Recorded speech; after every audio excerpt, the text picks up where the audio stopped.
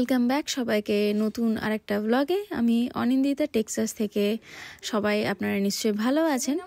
আর আগের ব্লগে যখন আপনাদের সঙ্গে সমস্তটাই শেয়ার করেছিলাম, সেখানে একটু শুধুমাত্র রহস্য রেখে দিয়েছিলাম যে বাড়িতে খুব তাড়াতাড়ি একটা আমাদের অনুষ্ঠান হতে চলেছে। তো সেই অনুষ্ঠানেরই বলতে পারেন আজকে পুরো প্রস্তুতি পর্বটাই আপনাদের সঙ্গে শেয়ার করব। আর প্রথমেই যে প্রস্তুতির একদম শুরুতেই যেটা আমাদের ছিল সেটা ছিল এই যে আমাদের 3 কার গ্যারাজটা ছিল, সেটাকে এখন সম্পূর্ণভাবে পরিষ্কার করা। গ্যারাজে প্রচুর জিনিসপত্র রয়েছে, দরকারের থেকে অদরকারি জিনিসই বেশি। তো সেই সমস্ত যে প্যাকিং বক্সগুলো বিভিন্ন সময়ে এসেছিল শপিংয়ের মাধ্যমে, সেগুলোকেই এখন এক এক করে বাদ দেওয়া হচ্ছে। আর অনুষ্ঠানটা আর কিছুই নয়, সেটা হচ্ছে বাড়িতে সত্যনারায়ণ ঠাকুরের পুজো হবে। তো গত বছর যখন আমরা এই নতুন বাড়িতে গৃহপ্রবেশ করেছিলাম, সেইবার একটা আমাদের সত্যনারায়ণ পুজো গৃহপ্রবেশের পুজোর সাথেই হয়েছিল। কিন্তু সত্যি জানেন তো, পুজোটা ঠিক আমাদের মনের মতন হয়নি। কোনো কারণে কিছু যেন একটু অভাব রয়ে গেছিলো। স্পেশালি যেখানে ধরুন বন্ধু বান্ধব বা আত্মীয় স্বজন কেউই ছিল না, শুধুমাত্র আমি, তুহিন আর তার সঙ্গে 2 বাচ্চা মিলে পুরো পুজোটা সম্পন্ন করেছিলাম। তাই এবারে অনেক মাস ধরে বলতে পারেন আমাদের একটা পরিকল্পনা চলছিল যে বাড়িতে একবার সত্যনারায়ণ ঠাকুরের পুজো আমরা করব। তো সেই মতনই সমস্ত প্রস্তুতি, ঘর গোছানো, ঘর পরিষ্কার করা তো চলছে। আর তার সঙ্গে কিন্তু আমি এই সুন্দর একটা দেখুন এই ঠাকুরের ছবিটা কিন্তু এটাকে ইন্টারনেটে ডাউনলোড করে একটা কালার প্রিন্ট আউট বাড়িতেই বার করে নিয়েছি। এবার ডলার স্টোর থেকে একটা ফটো ফ্রেম খুব সুন্দর পেয়ে গেছি। আর তার সঙ্গে ভাবলাম যে এই শুধুমাত্র কাগজের প্রিন্ট আউটটাকে একদমই একটু সাদামাটা লাগছে, সেটাকে একটু ওই বলতে পারেন যেরকম দোকানে কিনতে পাওয়া যায় ঠিক ওই রকম একটু টাচ দেওয়ার জন্য ওপর থেকে শুধুমাত্র একটু গোল্ডেন গ্লিটার্স অ্যাড করে দিচ্ছি।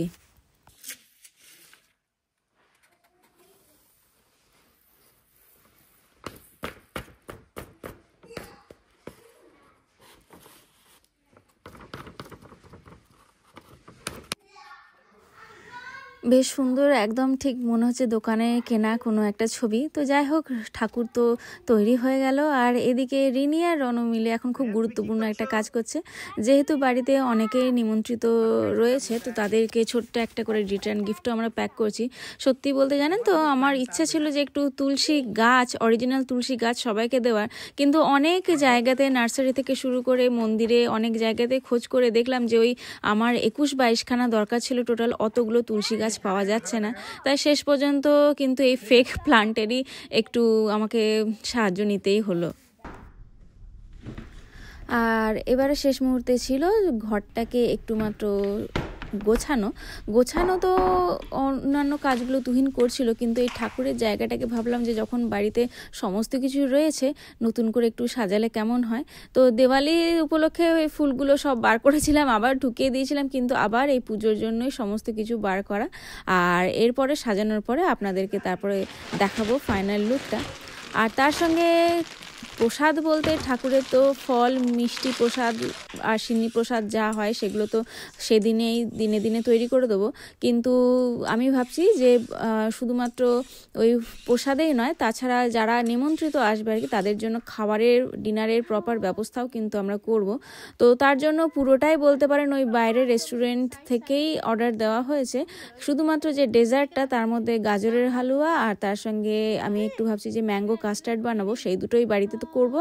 আর তার সঙ্গে নর্মাল একটু ডাল ভাত সেগুলো তো রাখতেই হবে। আর তার সঙ্গে বাড়িতে একটু পাঁপড় ভাজাও, সেটাও আমি নিজের থেকে করে নেব।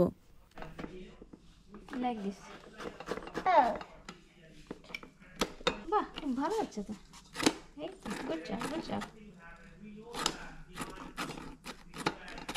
দিদি কোথায় গেল? যেহেতু ডেজার্ট একটু ঠান্ডা ঠান্ডাই ভালো লাগে, তো সেই কারণে ডেজার্টগুলো কিন্তু পুজোর আগের দিন রাত্রেবেলাতেই আমি রেডি করে রেখে দিয়েছিলাম।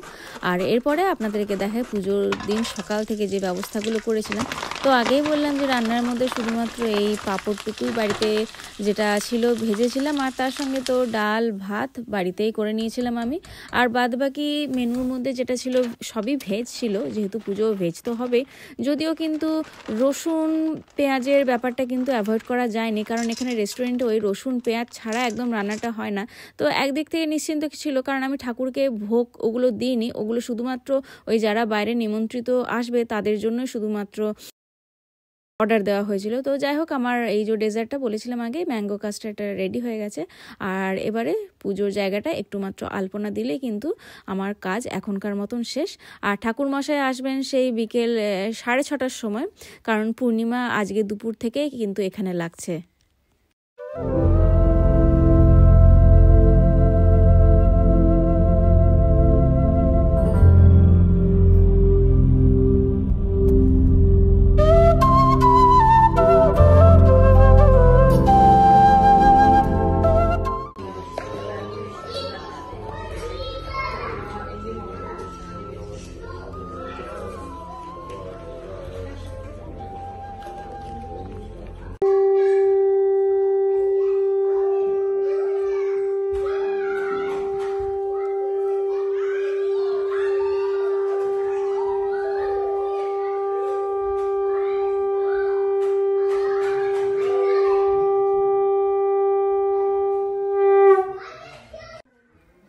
সত্যনারায়ণ পুজোর মন্ত্রতেই রয়েছে যে যদি বন্ধুবান্ধব আর আত্মীয় স্বজন না থাকে এই পুজোটা যেন অনেকটাই ইনকমপ্লিটই থেকে যায়। তো সত্যি কথা বলতে এই আজকে সবাই মিলে এখানে যে বসেছি, হয়তো এখানে ভাষার বিভেদ রয়েছে, কেউ হয়তো একটু বেশি বুঝছে, কেউ একটু কম বুঝছে, কিন্তু বলতে পারেন ঠাকুরমশাই যতটা পারছেন সাধ্য মতন সেটাকে বাংলা তার সঙ্গে হিন্দিতেও একটু বিশ্লেষণ করার। আর সত্যি কথা বলতে এখানে এতটাই এখন ভালো, সবার কাছে পরবর্তীকালে শুনলাম যে সবাই পুজোটা এত মন দিয়ে এত নিষ্ঠা ভরে সেটাকে পুরোটাই অংশগ্রহণ করেছে প্রত্যেকটা পর্বে। এখানে হয়তো যাদেরকে আপনারা দেখছেন, বললাম কেউ কেউ হয়তো এই ভাষাটা বুঝতেও পারছে না, তা সত্ত্বেও কিন্তু উনি সাধ্য মতন যতটা পেরেছেন কিন্তু চেষ্টা করেছেন সবাইকে এই পুজোটাতে একই রকমভাবে ইনভলভ করার।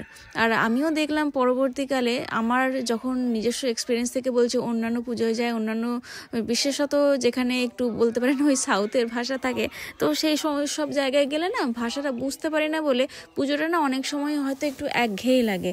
কিন্তু এই পুজোটাতে দেখলাম, আমাদের পুজো বলে হয়তো বিশেষভাবে আমি আবেগপ্রবণ হব না, কিন্তু ঠাকুরমশাইয়ের গুণেই বলতে পারেন প্রত্যেকে যারা যারা পুজোতে এসেছিল প্রত্যেকে একটা কথাই বলেছে যে আমরা কিন্তু পুজোটাতে খুব ভালো করে অংশগ্রহণ করেছি আর সমস্তটাই বুঝতে পেরেছি। পুজো তো খুব ভালো করে হলো, এবার কিন্তু সবাই মিলে আরতি করলাম।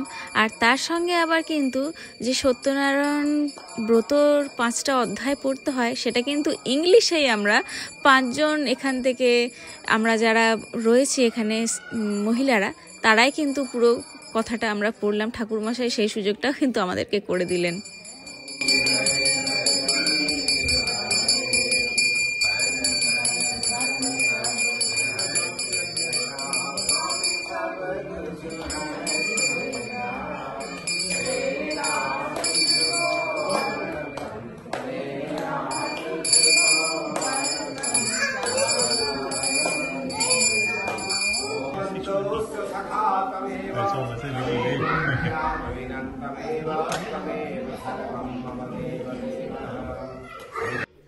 আর এখানে যে আমরা শান্তি ভরে পুজো করছি তার একটাই কারণ যত বাচ্চারা রয়েছে সবাই কিন্তু এখন দোতলায় গিয়ে এতটাই ওরা চিৎকার চেঁচামেচি করে খেলছে, একবারের জন্য কিন্তু তারা নিচে নেমে আসেনি। শুধুমাত্র রিনি আর রনকে একবার ডাকা হয়েছিল, তাদের হাতে ঠাকুরমশাই একটু সুতো বেঁধে দিলেন, তারপরে কিন্তু তাদের আর কোনো টিকির পাত্তা পাওয়া যায়নি। কন্টিনিউয়াস তারা যত বন্ধু বান্ধব এসছে সবার সঙ্গে এখন তারা কিন্তু দোতলাতেই খেলে যাচ্ছে।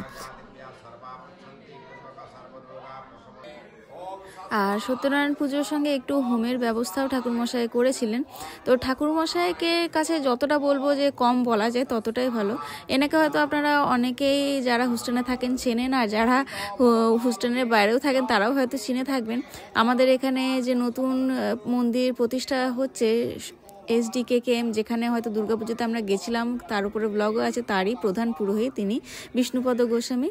তো ঠাকুরমশাই সম্বন্ধে যতটা কম বলা যায় ততটাই ভালো। মানে এই ঠাকুরমশাইকে যখনই আমরা বাড়িতে ডাকি পুজোতে, একটা দিক থেকে নিশ্চিত থাকি যে আমার পুজোর কোনো জিনিসের কোনো ত্রুটি থাকবে না। আমরা যতটা পেরেছি তো জোগাড় করেইছি, কিন্তু বাদবাকি যেটুকু জোগাড় করতে পারি না, যেমন ধরুন হয়তো অফ সিজনে এখানে আম পল্লব, বেলপাতা, তারপরে ধুতুরা ফুল, এগুলো তো কোনোটাই পাওয়া যায় না। না। তো ঠাকুরমশাইকে যদি একবার বলে দিই যে ঠাকুরমশাই আপনি কিন্তু ওই জিনিসগুলো নিয়ে আসবেন, তার সঙ্গে যজ্ঞের যা যা লাগতে পারে, যা যা ঠাকুরমশাইয়ের ঝুলিতে কিন্তু সমস্তটাই আছে। আর এটা যে উনি দিচ্ছেন বলে তার জন্য যে আলাদা করে তাকে কিছু আবার পারিশ্রমিক লাগে সেটা কিন্তু কোনোভাবেই নয়। উনি বলেই দেন যে যতটা পারবে জোগাড় করো, এরপরে যেটা না পারবে সেটা আমার কাছে তো রয়েছে। ঠাকুরমশাই খুব ভালো কথা বললেন যে তোমরা যখন যাও ইন্ডিয়াতে সেখানে হয়তো জামা কাপড় খাবার দাবার আনা চেষ্টা করো এই দেশে, কিন্তু আমি যখনই যাই আমি কিন্তু এই পুজোর জিনিসপত্রই ইন্ডিয়া থেকে নিয়ে আসি। তো যাই হোক, যেমনটি দেখলেন এখানে আমরা পুজো করছি, আর ওই যে দূরে কিচেনে কিন্তু আমার একদল সাথী এখন সিন্নিটা তারা মেখে সবাইকে এখন দিয়ে দিল সিন্নি প্রসাদ। সত্যনারায়ণ পুজোর প্রধান প্রসাদ তো সিন্নি, এছাড়াও যে ফল প্রসাদ আর তার সঙ্গে মিষ্টি প্রসাদটাও ছিল, সেগুলোও এখন লোকজন অল্প অল্প করে সবাই প্রসাদ খেলো। আর এখন সবাই কিন্তু মেন খাবারের অপেক্ষা করছে, কারণ যতক্ষণ এই আমাদের হোম শেষ হচ্ছে ততক্ষণ কিন্তু কেউ খেতে যাবে না বলছে। তো যাই হোক, এরপরে কিন্তু হোম শেষ হতে হতে আমাদের প্রায় 9:30 বেজে গেল। প্রায় 2.5 ঘন্টা ধরে ঠাকুরমশাই গোটা পুজোটা করলেন, আর সবাই ভীষণ সন্তুষ্ট, তার সঙ্গে আমরাও কিন্তু ভীষণ সন্তুষ্ট।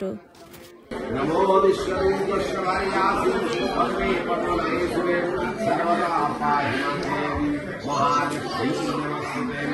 ओम नमः राधा कृष्णाभ्यं स्वाहा, राधा कृष्णाभ्यं स्वाहा, राधा कृष्णाभ्यं स्वाहा, राधा कृष्णाभ्यं स्वाहा, राधा कृष्णाभ्यं स्वाहा, राधा कृष्णाभ्यं स्वाहा, राधा कृष्णाभ्यं स्वाहा, राधा कृष्णाभ्यं स्वाहा। ओम भूषा। পুজোর পরে আর খাওয়া দাওয়া তেমন করে আমি রেকর্ড করিনি, কারণ সত্যি কথা বলতে মনটা একদমই চাইছিল না। পুজোটাতে এতটাই মনটা ভরে গেছিলো, মনে হচ্ছিলো যে একটু শান্ত হয়ে বসি। আর দেখতেই পাচ্ছেন এখন সবাই চলে গেছে, বাড়ি একদম নিস্তব্ধ। তুহিন সারা ঘরে যে জলটা ছিল ঠাকুরের, সে জলটাকে একটু করে ঠাকুরমশাই বলেছিল ছিটি দিতে, সেটাকেই দিচ্ছে। আর এরপরে আপনাদের দেখায় যে যা ফল হয়েছে আনা, তার থেকে 3 গুণ থেকে 4 গুণ ফল হয়তো আবার আমরা পেয়েছি। মানে যারা যারা এসেছিল বন্ধু বান্ধব পাড়ায়, সবাই হাতে করে ফল ফুল সমস্ত কিছু নিয়ে এসেছিল। এবার এই এতগুলোকে এখন খাওয়ার উপায় নেই, এই ফলগুলো কিন্তু আবার সেই বন্ধু বান্ধবদের কাছে কিছুটা কিছুটা করে বিলিয়ে দেবো। এটাই তো ঠাকুরের মাহাত্ম্য। ঠাকুরকে মানে আমরা যা দিই তার থেকে হয়তো 3 গুণ ঠাকুর আমাদেরকে ফিরিয়ে দেয়। এখানে সত্যনারায়ণ ঠাকুরের জয়। আজকের মতন ব্লগটাকে তাহলে এখানে শেষ করছি। কেমন লাগলো ব্লগটা সেটা অবশ্যই কমেন্ট করে জানাবেন, আর ভালো লাগলে অন্যদের সঙ্গে শেয়ার করে দেবেন। আবার আপনাদের সঙ্গে দেখা হচ্ছে পরবর্তী আরেকটা ব্লগে। ততক্ষণের জন্য ভালো থাকবেন সকলে, সকলে সুস্থ থাকবেন।